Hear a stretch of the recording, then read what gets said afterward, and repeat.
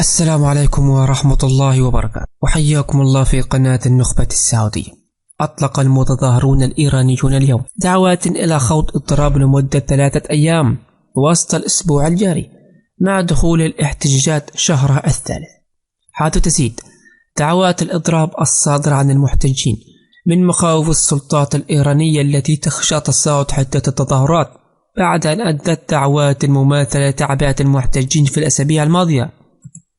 إلى زيادة الاحتقان الشعبي بحسب صحيفة الجارديان البريطاني. ولم تثني خطوة طهران بحال جهاز شرطة الأخلاق المتظاهرين عن مواصلة الاحتجاج بحسب الصحيفة البريطانية، حيث دعا المحتجون إلى تنظيم تجمع حاشد في ساحة أزداي بوسط طهران اليوم والأربعاء القادم بالتزامن مع الإضراب. حيث أفادت الصحيفة أن المدعي العام الطهراني محمد جعفر منقدري أعلن يوم السبت عن قرار بحال شرطة الآداب التي تسببت في مشكلة الإيرانية مهسا أميني، حيث لم يصدر أي تأكيد رسمي من وزارة الداخلية المسؤولة عن شرطة الآداب، في الوقت الذي نفت فيه وسائل إعلام رسمية إيرانية إشراف المدعي العام على الجهاز لتقرير مستقبله. ويشير إعلان المدعي العام بحسب وكالة أسوشيتد بريس إلى محاولة استرضاء المحتجين وإيجاد طريقة لإنهاء الاحتجاجات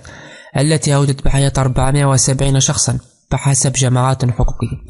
من جانبها اعتبرت صحيفة نيويورك تايمز البريطانية أن قرار حال جهاز الشرطة المثير للجدل الذي أعلنته وسائل الإعلام يظهر كأول تنازل كبير من الحكومة لحركة الاحتجاج التي تعرفها البلاد. ويأتي الحديث عن إلغاء جهاز شرطة الأخلاق بعد يوم واحد من إعلان المدعي العام ذاته